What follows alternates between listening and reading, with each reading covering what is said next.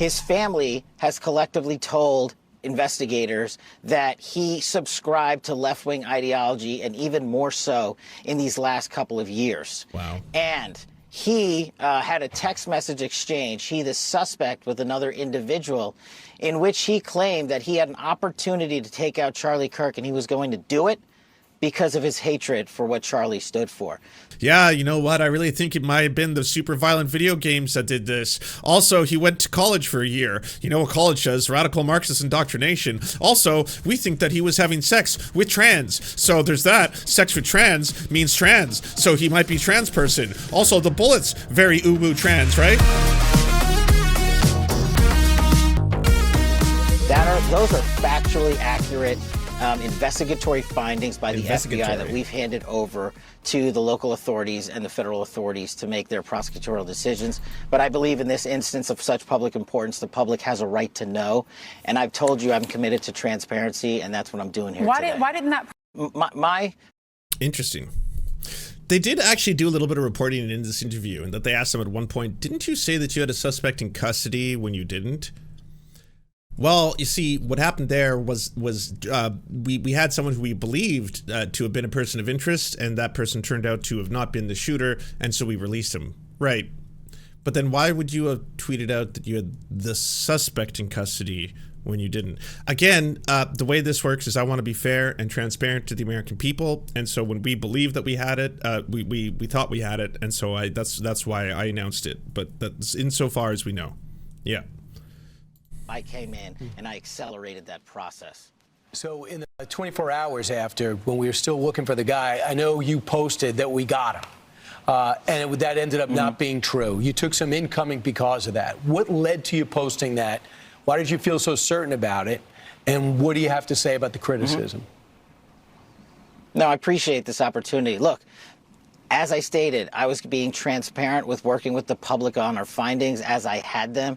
I stated in that message that we had a subject and that we were going to interview him, and we did, and he was released. The job of the FBI is not just to manhunt the actual suspect who did the killing or suspects, but it's also to eliminate targets and eliminate subjects who are not involved in the process, and that's what we were doing.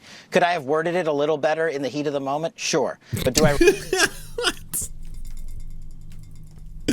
It's wild. Look, I'll be honest with you, because I have the same job that Kash Patel used to have.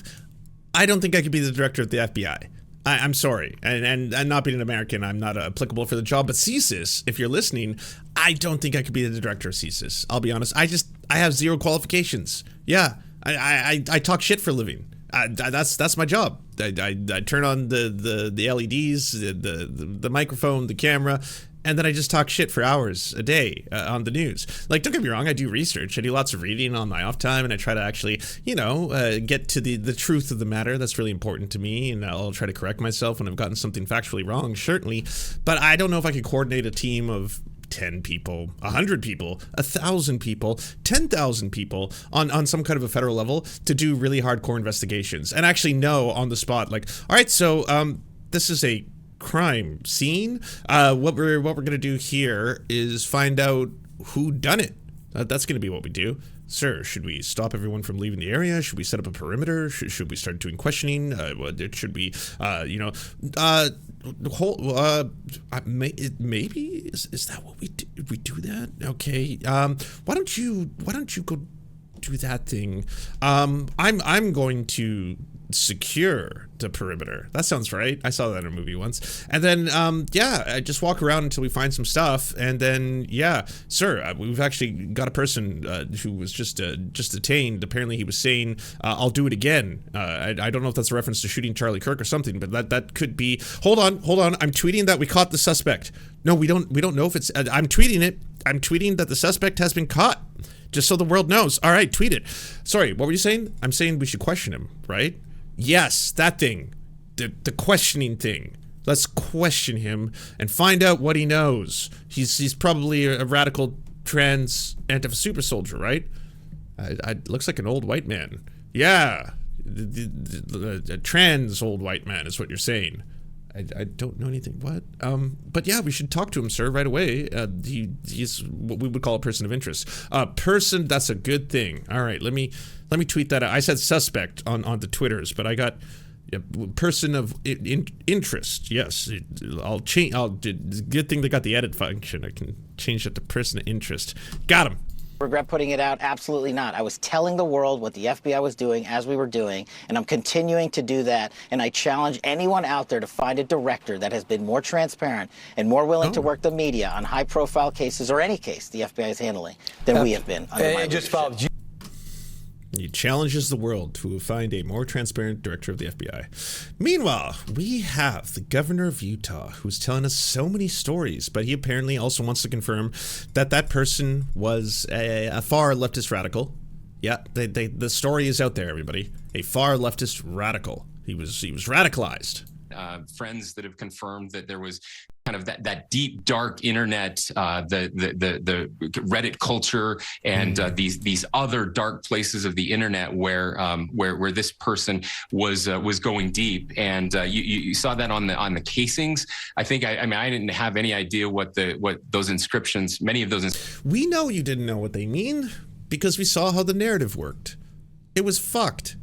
Immediately, there's a story that comes out in the Wall Street Journal that says apparently there was trans ideology on the bullets, and boom, oh, what a gift to the far right. Every single one of them, we knew it. It was a trans all along. The trans did this. Blood for the trans. And then, New York Times is reporting that you should not jump to conclusions. That's misinterpreted, and they don't actually have verification from the ATF that that's what the bullets actually said. You should wait. Don't do this. Oh, okay, Wall Street Journal's retracted it. Oh, but wait. The Guardian has a story. They're coming up with a story.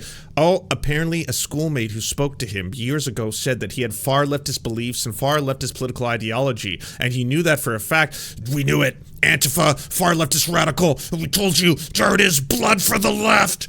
Oh, no, they're retracting their story. Apparently that person cannot even remember what relationship they had with them, and that it was many years ago. So it's actually embarrassing that the Guardian ran with that. But they've retracted it as well. That's 2 retractions now. So that's where we're at. Yeah. Oh, okay. They caught the guy. And drum roll. Whoa. Yet another white, cis, male. Look at that. Oh, from a MAGA family.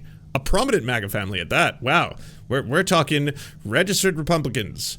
Pro-Trump. The grandmother was upset at how people were thinking that they could be leftist radicals, so she called into the Daily Beast to do an interview and say, we are MAGA. She was very clear about that. She wanted the world to know we are MAGA. And look at that. Ex-cops, ex-military, preachers. My word, we are talking about right-wingers. These are Republicans, right-wingers. One of y'all's. Look at that. Well, oh, how the narrative began to change instantaneously. Nancy Mace went from, dropping T-slurs and saying that the Democrats have blood on their hands to, we must pray. This is another sad tragedy. We have another instance before our eyes of yet another individual who was led down the wrong path. Oh, yes. Oh, here come the headlines. Promising young student had his whole life ahead of him until it was taken away. Yes, isn't that wonderful? When the shooter or the killer or the mass murderer is white, how all the headlines suddenly are like promising. It's always going to show you a smiling photo. They're going to dig deep to find the smiliest photo that ever happened. Look how lovely they look. Aw, look at that. He's so young. What is he? He's 22. He's just a young guy. Had his whole life ahead of him. Man, what led him astray? He went to college? Holy shit, we got our narrative. We got it. Okay, this time ironclad. He went to a Marxist indoctrination camp, a university, a college, and by going to a college, that's where he was transformed. That's where his political ideology changed from that of his parents. This is the greatest tragedy of the nation. This is what every nightmare the Republicans have to suffer through. You can raise your kids right. You can give them gun training from the age of fucking 5, apparently. You can just fucking do all you want. Give them all the guns, have them fucking learn how to use snipers. Fucking, there's a picture with him holding a bazooka, by the way. All that kind of shit. Sorry, it might be a different kind of weapon. Someone's gonna name, like, it's not a bazooka, Lance. Those are called the blah, blah, blah. Fine, I don't know, but it looks like a fucking bazooka. Either way, gun training, blah, blah, blah. He knows how to use weapons from a very young age. He's definitely fucking part of a Republican right-wing family, but then they go to a Marxist indoctrination center, and that's where they get transformed. Alas, it turns out he did go to a college, but dropped out after 1 fucking semester. Not only that, he didn't even go to campus. It was during COVID, and he did it online. He was in some online courses, and he dropped out. Now, I'll grant you, as someone who has also been to college, when you go to university, there's a lot of different groups that you can walk by, that you can socialize with. You can go to fun events, beer gardens, parties. You might even have a hookup or two. And in that process, you might be exposed to some new ideas you might not have been before. However, it's not exclusively just a bunch of commies in a corner being like, welcome to communism camp. You've joined the communism camp. Are you ready to learn about all the inequality? No. There's some of that. There are some communists, there are some socialists, there are some anarchists. There's a lot of capitalists. Do you think the econ department is filled with radical neo-Marxists? Spoiler alert, it's not. Those are hyper-capitalists. Do you think a lot of the medical centers, a lot of the law degree students, a lot of the law students themselves, do you think those are all radical Marxists? They're not. They're capitalists. They're there on their pathway to getting very high-paying jobs. A lot of them want to become corporate lawyers, because that's where there's fuck tons of money. It's not uniquely a left-wing indoctrination station. There's some left-wing folk, they're usually in the arts. And then there's a lot of right-wing folk and capitalists, a fuck ton of them, in a lot of the other departments. That's just like society. It's the same thing. It's a microcosm, you might say. So no, they're not hyper-indoctrination centers for leftist ideology. But even if they were, you couldn't really get that from an online course. Like, I'm sorry, did you go into the Zoom group chat and then you were like, what do you guys feel about alienation and how do you feel about wealth inequality? Well, funny you should mention that. Welcome to the indoctrination zone, my comrade. Soon you will learn about the ways of the left. So he drops out, again, after a semester, doesn't go through a full year, and then joins a trade school in Utah. I don't want to stereotype here, but I don't think a trade school in Utah was necessarily teaching him Das Kapital. I don't think that was happening. I don't think any of that was happening. So no, sorry, that one doesn't hold up. But wait, we got it. Okay, the casings have been revealed. Here, he is, the guy, the governor of Utah. He's going to reveal them. Here's what they say. All right, one of the casings said, uwu bulge, something to that effect. So that's probably what they thought was the trans ideology. What does that mean? That's trans, right? Bulge? Something about that? Sounds trans. Trans adjacent. All right, let's keep that one on the burner. What else we got? Bella Ciao, chow, chow, chow, chow, chow. Okay, well, that is 100% a anti-fascist song. Oh, fuck yes. Oh, we got him. We have an anti-fascist song. Yep, it's indisputable, right? That was used by the partisans during, the fight back in Italy to go against the fascist movement and then the invasion by the Nazis. Oh, yeah, we got it. 100%. This is an anti-fascist. 100%. Oh, look at the next one. Hey, fascist catch. And then we have up arrow, right arrow, down arrow, down arrow, down arrow. 3 arrows. 3 arrows. That is also an anti-fascist symbol. We got 2 for 2. We're killing it. This person is 100% radical anti-super soldier. I knew it. Damn. And then what's the next one? If you read this, you're gay, Lamau. Doesn't sound leftist. Kind of making fun of the gays.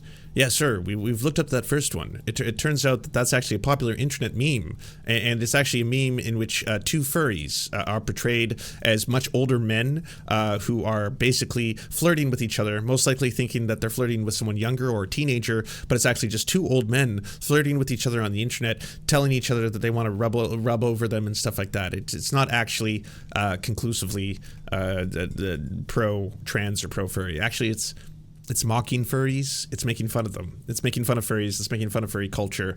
You could definitely write that one as a kind of a right-wing meme. I would say it actually, some of its origins are based on one of the people who posted one of the memes called "Communism Kills." So I don't know if that's really indicative of this guy being a left-winger. That one's pretty bad. And then combined with the, if you read this, you are gay, Lamau. Things are looking a little bit more like this person could be really online. We're talking, someone who might be really heavily into internet irony pilling. We're talking paradoxical memes. We're talking hyper memes within memes, deeply, nihilistic irony pilled. This kind of stuff, essentially, where they reappropriate, basically, say, like songs. You could take like an anti-fascist song, and it might not be a song. I'm going to assume if they're younger, they probably didn't know it from its historical connotations in World War II. they more likely knew it from video games. Video games like Far Cry 6, there's a mission that you play in which you have to burn down a whole bunch of plants. You know, you're basically trying to fight this dictatorship on a small Caribbean island called Yara, and in the mission, you're actually supposed to burn all these plants, and then Bella Ciao plays in the background.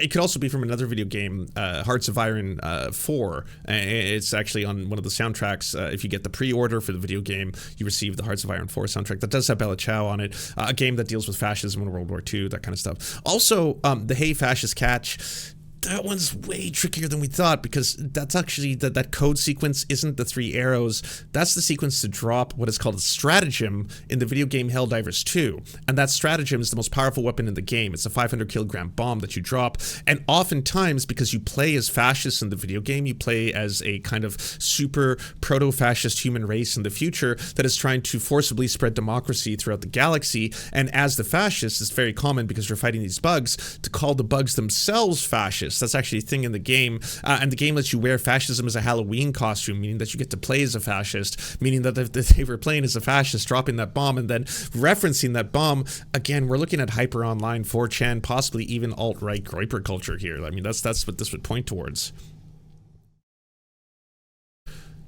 So what you're saying is video games. What I'm hearing is it's the video games. The video games indoctrinated him.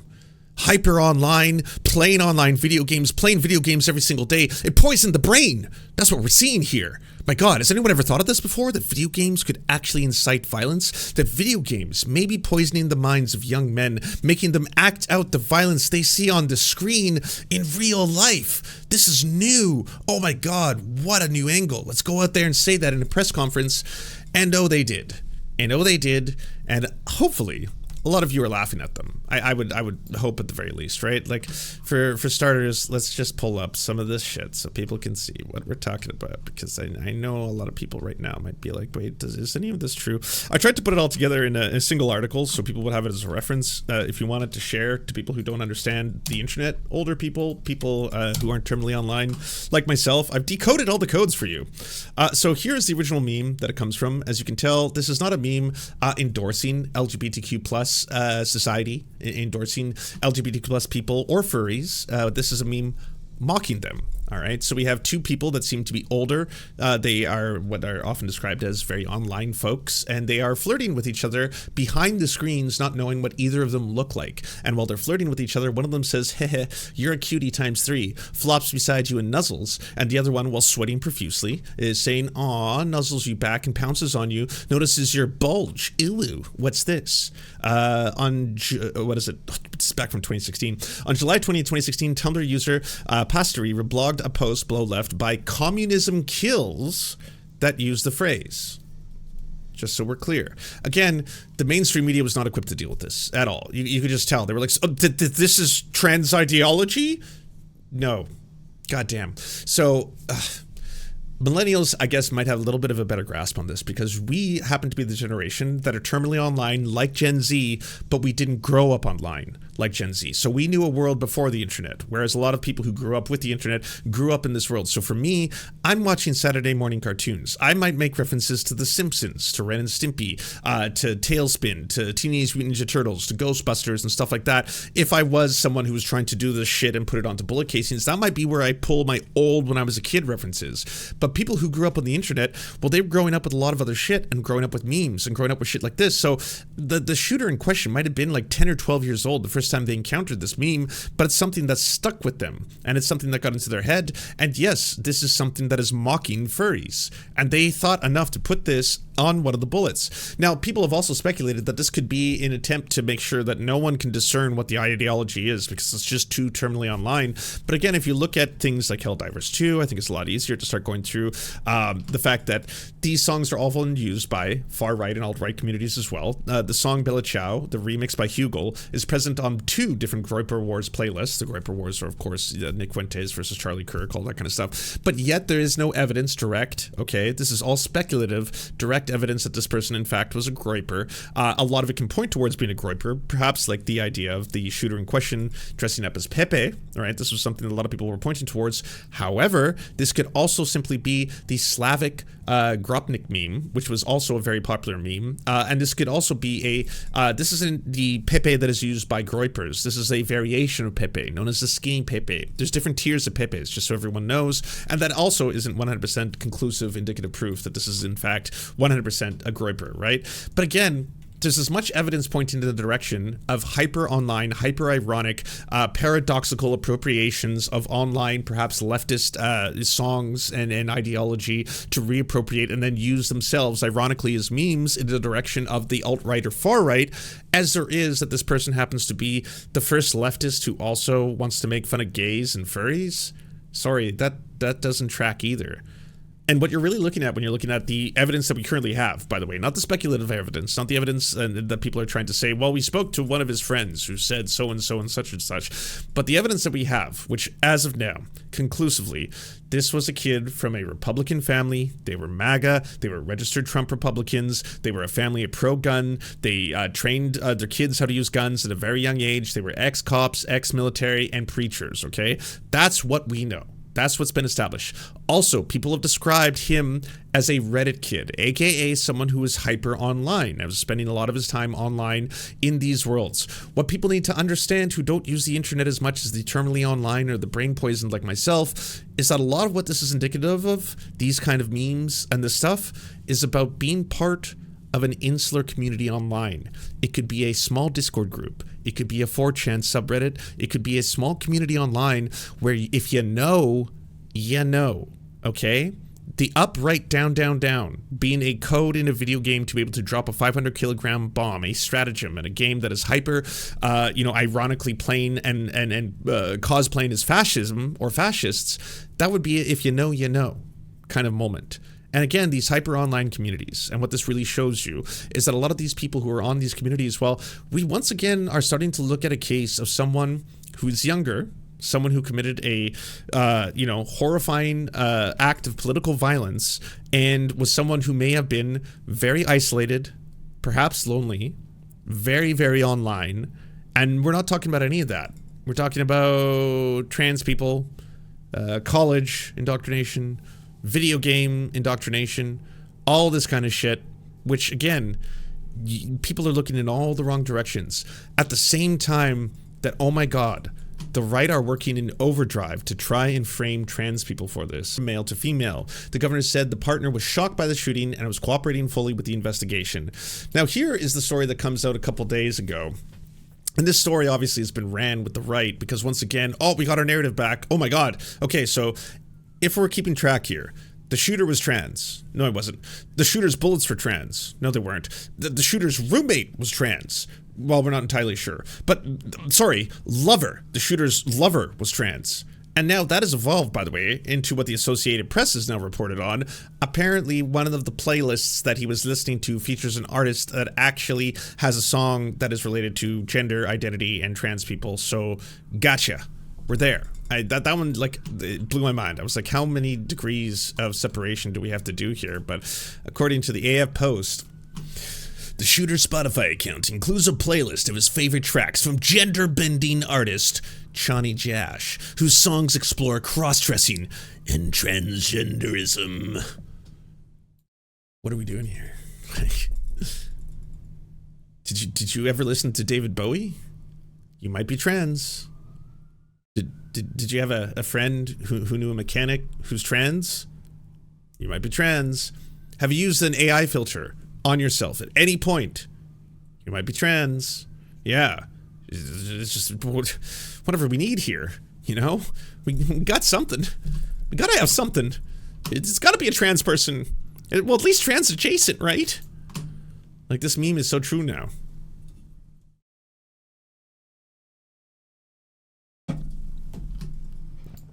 Anyways, I digress. We know the order of events for the shooting. Now, here's where things actually started to get really bad for the FBI. The day after Charlie Kirk was killed, an acquaintance of the shooter posed a question to him in a group chat. The FBI had just released 2 grainy surveillance images of a skinny young man in a cap and sunglasses walking in a stairwell at Utah Valley University campus, and it asked for the public's help in identifying the suspect. Taking Mr. Robinson's username on Discord, a messaging platform, the acquaintance attached the images and wrote WYA, which stands for Where You At, with a skull emoji suggesting that Mr. Robinson, 22, looked like the man being sought. Mr. Robinson replied in a minute, his doppelganger, he wrote, was trying to get me in trouble. Tyler killed Charlie, another user wrote, apparently in jest. That was Thursday afternoon around 1 p.m. local time. It was not until later that night, nearly 34 hours after the shooting, that Mr. Robinson was arrested on suspicion of carrying out the assassination of Mr. Kirk, 31, a conservative pundit whose killing has inflamed the political world.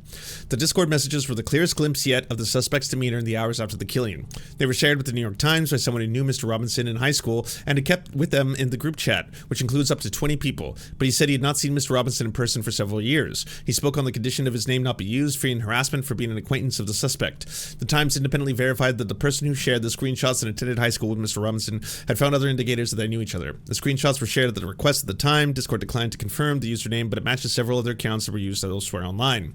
The suspect is expected to be formally charged by local prosecutors on Tuesday. It's not clear on Saturday if he had a lawyer. The messages do not shed light on a possible motivation for the shooting, which has been fiercely debated by people trying to ascribe a political side. A police officer who wrote in the affidavit that the shooter had recently discussed the upcoming event in Utah with a family member, and that the two had talked about why they didn't like him. People who knew the shooter over the years said he was extremely intelligent, followed current events, spent much of his time online or playing video games. He was registered to vote but not affiliated with a political party, and appeared to have never voted in an election. His parents are both registered Republicans. On Sunday, the Governor Spencer Cox of Utah said in a television interview that he had leftist ideology, but also cautioned that it could take time to get an exact motivation to emerge. I love this, by the way, because you may notice right now that the FBI is working overtime to set a narrative that will please Trump, right? Kash Patel is not doing a very good job. He's actually, honestly, being fucking getting it from both sides. There's a lot of people on the right who are just thinking that he's a clown man, especially because he kind of betrayed them in being like the Epstein guy. Like, that was his whole thing. Epstein. And then he becomes the director of the FBI, and he's like, Epstein did kill himself. Nothing to see here. Stop asking questions. And everyone's like, what the fuck? He goes on Joe Rogan, and he's like, you can trust me, Joe. I'm the Epstein guy, and yeah, like, trust me, if there was a list, or if there was the Epstein files, I would know. I would have seen it. So you can trust me, Joe. I really know what I'm talking about, Joe. You can trust me. And so now everyone's kind of like, well, fuck this Kash Patel guy. And it's pretty clear that this whole thing, they never would have caught him, or at least not caught him for a really fucking long time without any help, right? Like, it wasn't the FBI that caught him. It was his dad looking at those photos and then being like, holy shit, that looks like my son. Talking to his son eventually, I don't know how that went, but broke down, confessed, and then being like, yeah, I did it. And then him being like, let's talk to a youth pastor. And the youth pastor was like, I gotta call the state authorities. I can't just be an accomplice to this. And him being like, yeah, fair enough. And then he turned himself in, and then the rest is that, right? But at the end of the day, this was not a case of the FBI and their incredible detective work and their just amazing, like, Kash Patel did take credit for it, but he didn't do this. He's not responsible for catching him.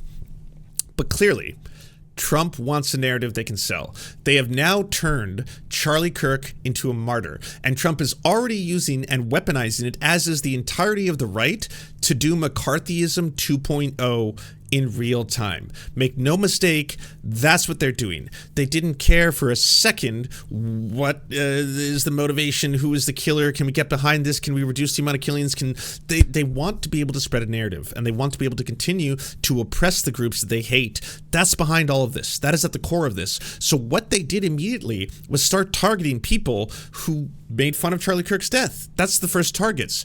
And the president of the United States went on television to announce, and this includes international people like myself, anyone who spreads hateful leftist ideology, who calls people Nazis, who calls people fascists, will be dealt with. We will track you down. We will deal with you. Well, welcome to McCarthyism 2.0. We already have over, 60 people, according to JobSite News, have been fired from their jobs, are getting kicked out of their schools, teachers are being fired. All of this is happening right now because of the weaponization of Charlie Kirk's death. And this is incredibly dangerous because right now, that's the first stage. That's the first step. What they are doing is doing the inverse of reality, where it's like, hey, by the way, people in marginalized communities have come forward and said, I don't like to be called the N-word. I don't want to be called the F-slur. I don't want to have racism, homophobia, bigotry being done towards me because this shit is an act of violence and in many cases can result in very deadly consequences. And so people have come out and been like, hey, that person over there is a bigot and a racist because they call that person the F-slur. They call that person the N-word. That person there is a shitty person. That person dehumanizes people. Well, now it's flipped. Now it's the opposite of that. Now it's like, oh, you can't call them a racist. You can't call them a fascist. You can't call them a Nazi because that incites violence. That's what led to this. It's the Democrats, it's the liberals, it's the political ideology of the left and calling people they don't like Nazis and fascists that lead to people taking up arms and killing other people. So no, you cannot quote Charlie Kirk's own words. Why not? Why are people being fired from their jobs for quoting the man? For actually writing down the words he said out loud? You have to say he's a moderate now. Now, you cannot say Charlie Kirk was an extremist, a far-right individual. You can't even say things like, oh, heaven forbid if you said, no, don't say that. That's the new N-word. You can't call people Nazis. Don't do that. You'll get in trouble. All right, well, everything has been set. The narrative has been set. Now we're going to be living in a world where you can't call out someone's racism. You can't call out someone's homophobia. You can't call out someone's transphobia. The people who dehumanize others are in control. This is the entire playbook of fascism, by the way. This is what they do. Fascists throughout history, whether Italian fascists or German fascists, they play the victim. Everything is portrayed as a defensive act, and as they assume and control and take more power, as they eliminate and get rid of other groups that they consider to be subhuman, as they do that, they continue to portray themselves as victims. No fascist regime throughout history has said we are the aggressor and we are the oppressor. They don't do that. They say we are under attack. Our culture is being invaded by all of these Jews, all of these Roma people, all of these gays, these degenerates, these homosexuals are trying to destroy the German way of life, are trying to steal the German way of life from us. They are coming after our children. They are coming after our country. We must defend ourselves. We must stop them before they stop us. That is the rationale at play here and what is being enforced. Make no mistake, that is why they're trying so desperately to set a narrative that this person was trans. Okay, they weren't trans, but their gun was trans, or the bullets. Okay, that's not true either. But the roommate was trans. Wait, okay, fine. It's not the roommate, it's the lover. The lover was trans. The lover was a trans person. Okay, well, the person listened to a playlist that had a trans-friendly artist on it. That's enough. That's all we need, so now we know that it's trans ideology. Utah governor, the alleged Kirk shooter, is not cooperating with authorities. No shit. If a competent lawyer showed up and saw the clown show, the absolute circus that the investigators at both the state and federal level have done here, he would have told him, shut the fuck up. Do not say a word. Do not cooperate them. Do not sign any papers. Do not agree to things. No. Silence from here on out, because what we are going to try and now do is show a miscarriage of justice, of show that along the way they have been trying so desperately to frame other groups. They have not handled evidence correctly. There has not been a proper chain of command. They have bungled this shit, all right? And we have a case there. So if you stay quiet, if you stay silent during this, I can build a case for that. And then we can negotiate, because what they're trying to do to you is they want federal charges here. They want a RICO case. They want to show that you were maybe transporting stuff across state lines, maybe organizing with other people, maybe organizing with leftist organizations. Oh, look at that. They just published it. They're investigating leftist organizations. They're saying that leftist organizations had knowledge of this prior to this. They're looking into the DSA. Were you a member of the DSA? You weren't? Well, they're looking into the DSA anyway. They're saying the trans organizations knew about the shooting before it even took place. Were you a part of these? You weren't? Okay, well, they're saying that. Okay, well, guess what?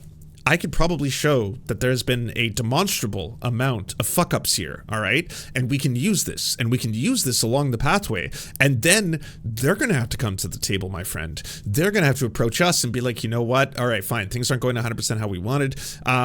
What if we struck a deal? Some kind of deal. You admit to doing this, and then instead of the death penalty, we'll look at life in prison. How about that? That we'll offer you something. But you won't be able to get that if you cooperate now. So stay silent, stay quiet, and watch them fuck up along the pathway. The shooter agreed and offered a supposed joke of his own. Writing, better get rid of the manifesto and the exact copy rifle I have lying around. When another user suggested that the killing of Mr. Kirk would lead to President Trump to send the National Guard to Utah, the suspect replied, in a red state, nah, clearly the shooter was from California. Around that time, several news outlets reported that ammunition found in a rifle near the scene, engravings referencing transgender ideology. The truth, ultimately, was that the engravings included the phrase, "Hey fascist catch," as well as lyrics from an anti-fascist Italian song, and a reference to the sexual meme about a bulge. But at the time, before the exact phrasing of the engravings was publicly known, the suspect sent messages that suggested he was closely following the news. I heard the ammo had something about trans stuff on it, but they aren't releasing photos or exact quotes, he wrote. He added, and also the claim wasn't backed by the official FBI, just some dude in the briefing room. The shooter was witnessing the FBI trying to frame the trans community for the shooting and memeing about it on Discord. I kid you not. This is the world we live. This is real life. This is what was happening. He was sitting there in a Discord being like, can you believe that they're putting this on trans people? And also, yeah, I think the dude's from California. Probably some fucking leftist radical. Am I right? Am I right? Utah governor said in a television interview on Sunday that a person previously described as a roommate of the suspect was in fact a boyfriend who was transitioning to become a woman, and he said the person was fully cooperating with authorities and that they were shocked by what had happened.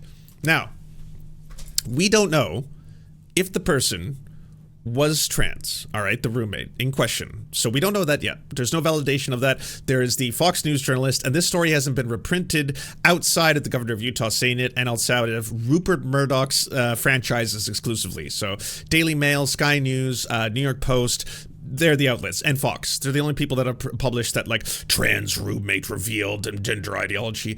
But let me be clear. In that version of events, in that story, even in their best case scenario where they have found that the roommate in fact was in fact a trans person, so we got a connection here, there's trans something, the roommate helped the FBI. The roommate should be your fucking hero, right-wingers.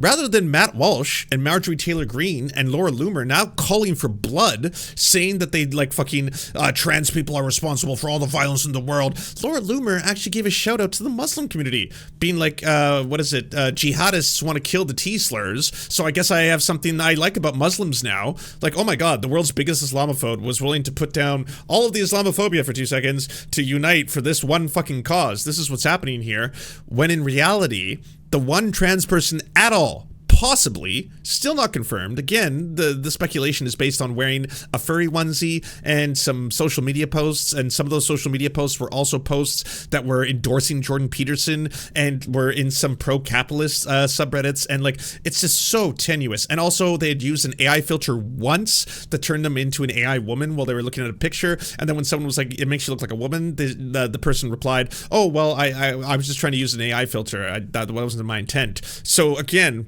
the evidence in this case of them being trans is speculative at best. But even if this person was trans, make no mistake, that person is considered, in the eyes of the law, to be a cooperative hero.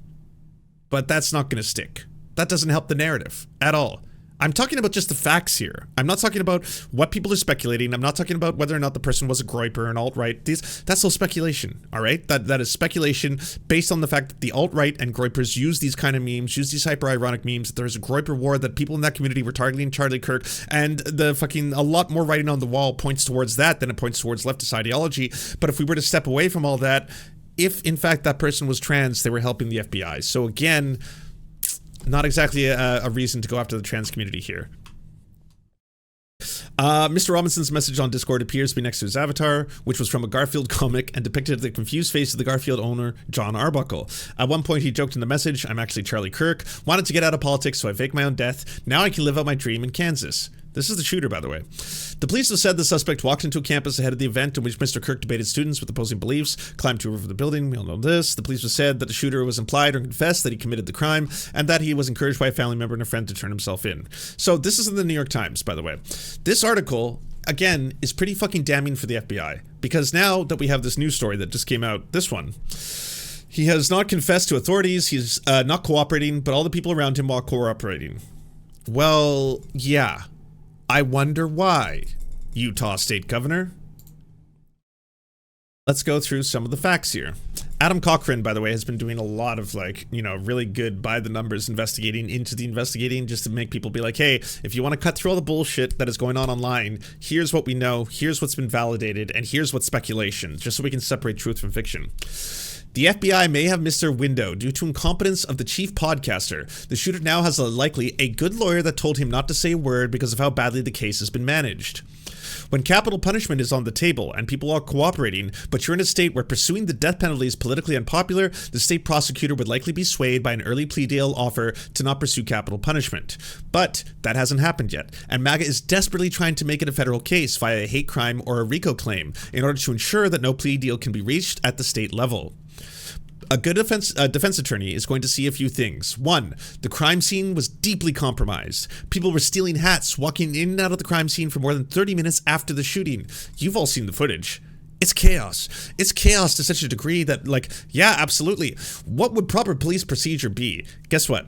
I am what Kash Patel used to be, a podcaster, but he became the head of the FBI. He walked onto the scene, and then immediately, what I would have assumed, having watched, other crime scenes, watched when this kind of stuff happens, mass shooting events, or seen movies, Jesus Christ, would be containment, would be, we have an active crime scene here. We need to shut it down, lock it down. We need to question everyone who is running and just running away right now. We need to lock this down, and we need to scour this area for evidence. We need to do this immediately. Time is of the essence. Every second that goes by is another second the shooter could be getting away. If they shot from a far enough distance, if they have a vantage point, and if they have a planned escape route, they're gone. They're gone, and we won't be able to find them unless someone else turns them in, so we gotta operate and do this quick. What did you see instead? Absolute chaos. It took police about 40 minutes to formally lock down the campus, supporting point 1, and temporarily arrested the other man who had shouted he had done it. The man was mentally unwell and was known to be a local troublemaker, but still muddies a reasonable doubt for a defense attorney. Kirk was then transported into a private vehicle to the hospital, and so the chain of custody will be absolutely argued here, as it's likely he was already deceased. False reports by unknown individuals tried to paint a political picture of Robinson in the news. This one, a long shot, but the defense will ask every potential juror if they had seen this claim about a friend who said he was a leftist, and try to claim a mistrial due to biased public perception. Or was he trans? Had you heard already in the news about bulge, uwu? About hey fast just catch, about Bella Chow. Did you hear that the shooter was trans? Did you hear that the shooter's roommate was trans? Did you hear that his lover was trans and indoctrinated him into trans ideology? Did you hear that the shooter was a leftist? Did you hear that he was Antifa? Did you hear he was a radicalized leftist? Yes, I did. Yes, I did. I did as well. It was the biggest news story in the world at the time. Yeah, no, I absolutely did. Okay. Not great. Not great. Law enforcement leaked, over-embellished, and attempted to paint a specific narrative from the start, so the defense will argue, how can you trust any of their evidence at this point? So the fake claims of trans and Antifa symbols come both from ammo stamps and casing inscriptions wrongly reported, which they did. That was not the 3 arrows. That was from a video game, Helldivers 2. That was not a trans ideology. That was a meme mocking furries. There was a meme, one of the 4 bullets, one is mocking furry and furry culture, the other is mocking gays. Classic leftist stuff, am I right? I mean, never heard of a more leftist, inscription than those two. Yeah, that's what lefties do. They make fun of gay people and they make fun of furries. Known leftism. Known trans stuff as well. To make their case, the FBI was trying to push this politically. They may have even taken a really rare step in seeking to subpoena communications between the FBI and the press to show intent. And if Kash Patel does try and push for the federal case, even in front of a friendly judge, then they will climb to a high bar of either proving a hate crime or a RICO charge, which basically need written proof or recorded audio. Kash was slow, only got to this kid because his family turned him in, and put out mixed narratives for a political cause in the court of public opinion, and they're still doing that. They can't help themselves. Here is a problem when the majority of your government are also influencers. They're podcasters. Dan Bongino, Kash Patel, fucking even the politicians like Ted Cruz, they're all podcasters. They all have podcasts and shows and go on Fox News all the time. They all have influencer brain. They can't shut the fuck up. They keep going on Fox and Friends. They keep going on Fox News. They keep standing there and being like, yeah, you know what? I really think it might have been the super violent video games that did this. Also, he went to college for a year. You know what college does? Radical Marxist indoctrination. Also, we think that he was having sex with trans. So So there's that. Sex with trans means trans. So he might be trans person. Also, the bullet's very umu trans, right? So he's trans. I think so. Also a Marxist. Antifa super soldier, I believe. And it's like, okay, you're the head of the FBI. You're supposed to be the lead investigator into this right now. You have taken the charge. This is your investigation, sir. Why are you speaking? Why are you talking? Why are you saying this all out loud? Utah governor. Why are you going in front of a camera right now and saying, we have revealed to the world that we know now that there was trans ideology on the bullets, and also Antifa super soldier, Marxist lefty on the bullets too. And it's like, but that turned out to be not true because you don't know how to fucking internet. You don't know the internet. Oh my God. How much money does the FBI get every year? How much money does the state of Utah have as an operational budget? You don't have one person who can explain video games or the internet to you? So you're just baffling and bumbling? You all are Mr. Magoo's right now. You're trans people, Antifa super soldier, just like falling all over the place. It's honestly, it's mind-boggling. It's mind-boggling that this is happening at the highest levels, while at the same time, over there, the pundit class are eating up all of the slop. All of the slop. You didn't even need, you could have said like, well, it said, it's a trans, oh, I knew it, trans people, I'm so mad. Well, we don't really know. This might be a reference to an old internet meme. I think it makes fun of furries, actually. Furries, I knew it, I hate them, kill them all, blood will rain. Like, they've lost their minds. They're completely insane right now. They are literally trying to arrest and fire any single person who says anything bad about Charlie Kirk. You have to rebrand the man as an absolute saint, all right? You can't say that he was even a moderate at this point. He was not a moderate. He was a martyr. He was Jesus Christ returned to the earth. He was a Christian man. How dare you? I'll kill you. I'll kill your family. It's like, Jesus Christ, whoa, holy fuck. What? No. I was just putting his quotes out there. Oh my God, you can't even print his quotes. They put you on this list, this giant list of 60,000 people that apparently celebrate. I'm not celebrating his death. I condemn it. I condemn political violence. That was horrifying. It shocked me. I do not condemn this shit. But these are his own words, dog. This is the things he said out loud. These are his sentences. Why? What is happening? What the fuck? I can't even print what I can't even post a video. That's out of context. You dare disparage our God King. He's a martyr now. You can't print that. I can't print his own video clips of himself. I have to rebrand the man. I have to pretend and sit here that he was a moderate conservative. What? Like just small government, lower taxes kind of a guy? The guy was a far right extremist. Come on. I have to be able to, we have to be able to speak honestly. If we can't do that, if I can't point out that a person dehumanizes people, that will allow everyone to do that. You are resetting the Overton window. You're pushing the whole thing over here. If that's moderate, if far-right extremist is moderate now, then what the fuck is everything to the left of it? What is a person who doesn't think that women have learning disabilities, have low IQs, and only get their positions as a result of taking a job from a white person? That you shouldn't fly in a plane if the pilot is black because they're not qualified, because black people aren't smart enough to do that kind of shit, so you might die. That Martin Luther King Jr. wasn't a good guy, that the Civil Rights Act was a mistake, that black people were better under slavery, that colonization and genocide of indigenous people was a good thing, actually. They have better lives now, and I'm sorry, but they were uncivilized. They were cannibals and eating each other, and so it's a really good thing that we genocided millions and millions and millions of them. These are good things, actually. That trans people are literally a middle finger to God. These are all the things that he said out loud. These are his own words. I can't say that. I'm not allowed. I'm not allowed to quote the man. If I just, like, why would you want a legacy to be rebranded? Like, unless you want to make that normal. Unless you want the whole world to suddenly think that that is normal. Like Shuan had said multiple times, he was a moderate. He wasn't extreme. Like fucking all these liberals are doing now. Ezra Klein, Dean Withers, Harry Sison, all of them, they're doing this whole, he may have opinions that I disagree with, but he was doing politics the right way. He cared about free speech, and he cared about discussions. and he did say out loud that if his 10-year-old daughter was raped, that she should be forced to have to give birth to that child. But don't you say that. I know, that's literally a thing he said out loud. That's a quote by him. But don't you say it. Because that makes people be like, wait, what? That's pretty fucked. Well, we don't want that. We want what he thought to be normal. And that's just the new standard. And we reset there. Very dangerous shit.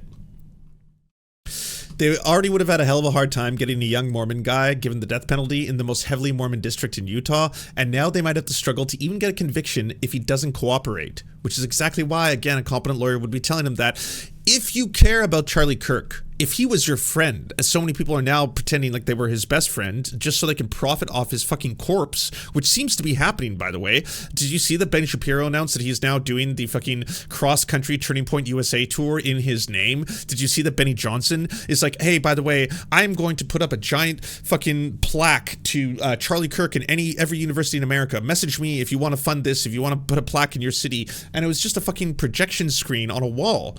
And I was like, all of you are already grifting off of this. You're already like, you don't care. You didn't care about him.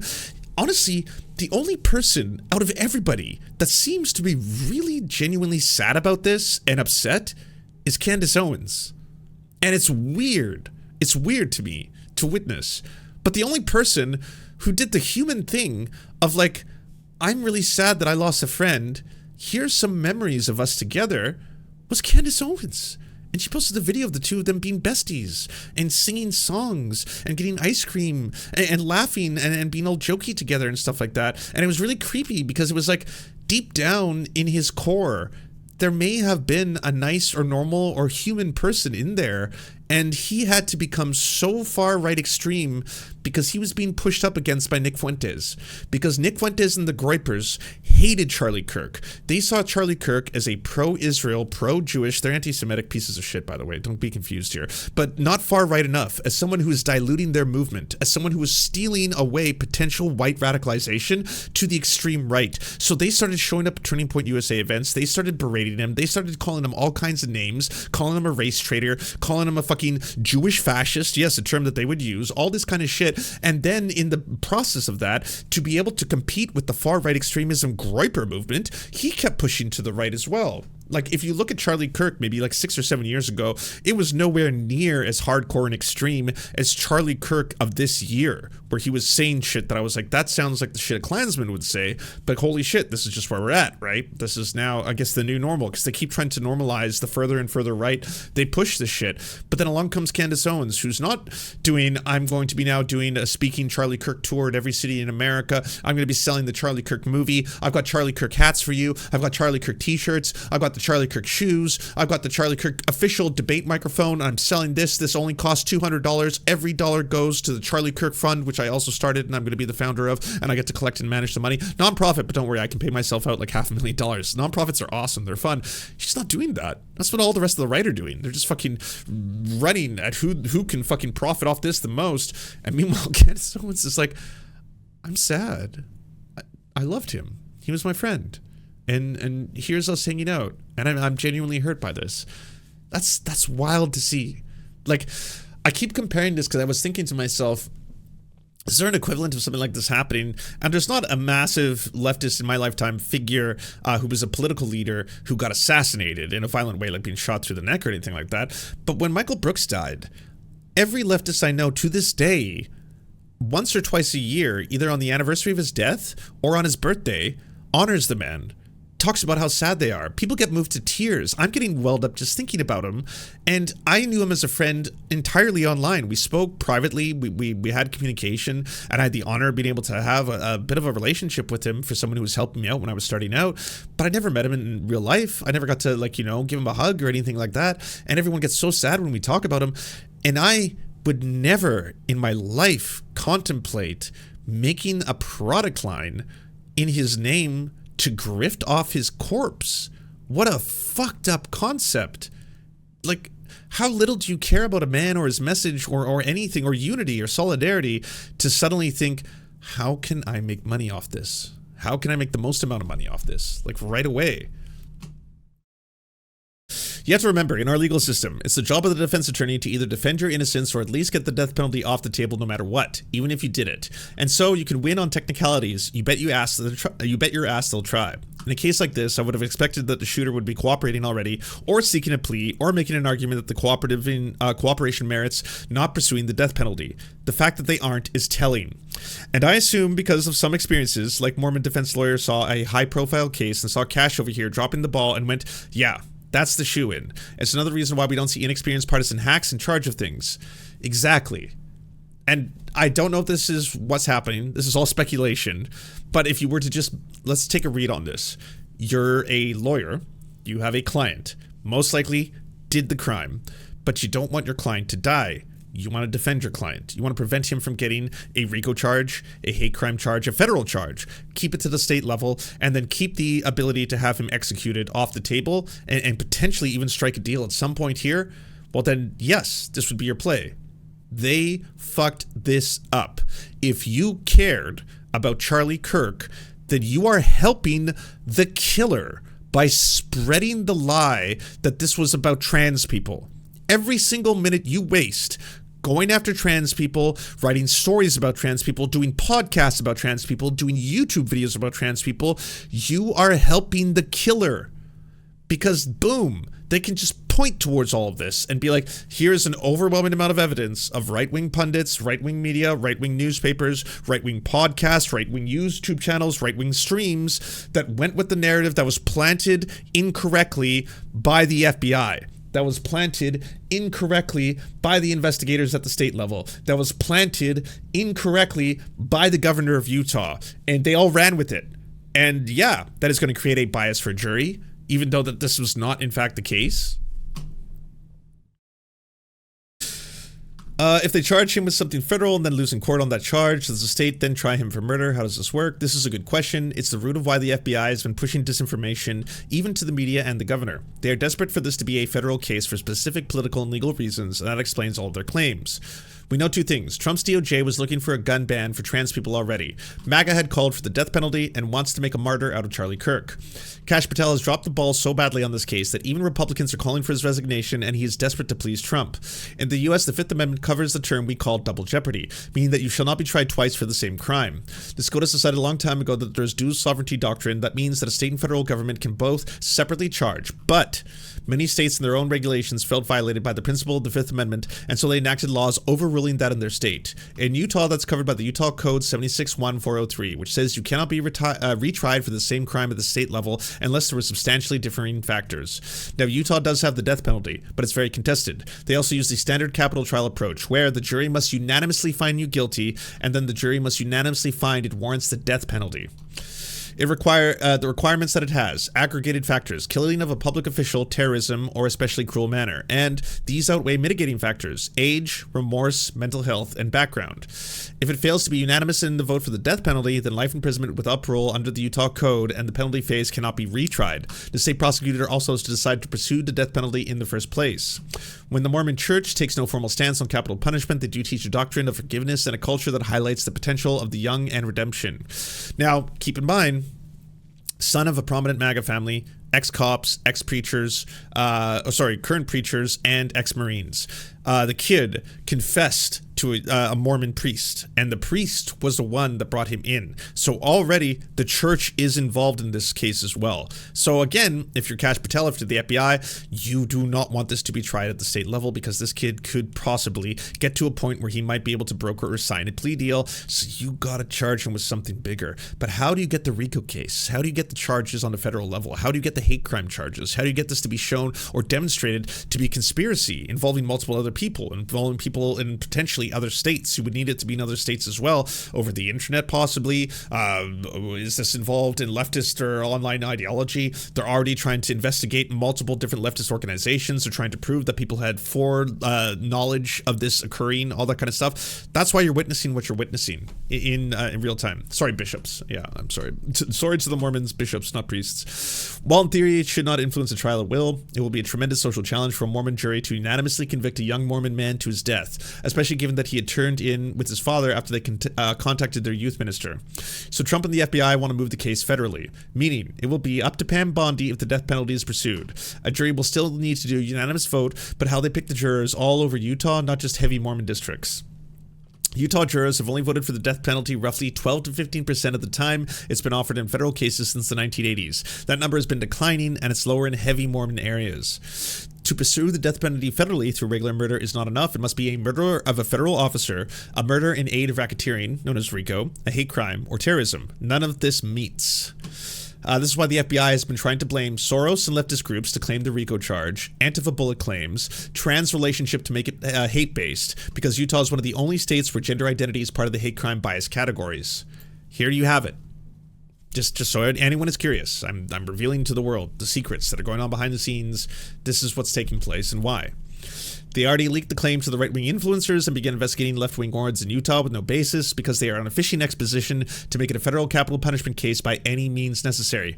They're doing incoming raids on the DSA. They're doing incoming raids on LGBTQ plus wards. That's why. If you have evidence of it, they put forward that they had arrested people. They've had shooter laptops and cell phone for days. If someone was helping them, they'd have the messages. If they had a manifesto, you can bet your fucking brass tacks on this. Kash Patel would have done a press conference already where he stood in front of a microphone. We, in fact, have discovered a manifesto. And it's the transest trans that ever transed. We're talking trans everything, okay? It's called the Uwu Manifesto, and this is trans ideology inscribed in full. I'm actually surprised they haven't planted one at this point, to be totally honest with you. I'm not trying to, like, put it past them. I'm just saying that, like, the desperation they're going, you know, that this person, the roommate in question, who is trans based on onesie and AI filter so far, but more evidence could come out to prove that they are in fact trans, the roommate is cooperating, once again, with the FBI, is again the hero of the story. The right have not taken a second to even stop for that, but yeah, that's one of the things that they're not willing to talk about. Also, I can do another deep dive into the whole are they not trans stuff, but again, this isn't even that important, considering even if they are trans, the trans person involved in this story, the queer person involved in this story, would be one of the heroes who's helping the FBI. First off, thank you so much to our patrons for making this show possible. We could not fund it without you, and if you want to join, please check out patreon.com/theserfs to unlock bonus episodes, uncensored content, and all the good stuff. Thanks to Anna Loves Riley, Addercap, Bobby Lasers, Cheryl Alvarez, Comrade Junkie, Doug Caddy, Everything Important, Hegbard Salim, Multimondi, Omni, Political Papi, Preston Kroll, Quiet One 85, Riley and Anna, Roller Dragon, Cernicus, Stellar Gwyn, Sebastian Demmel, Tigwick, and Words Greenwood.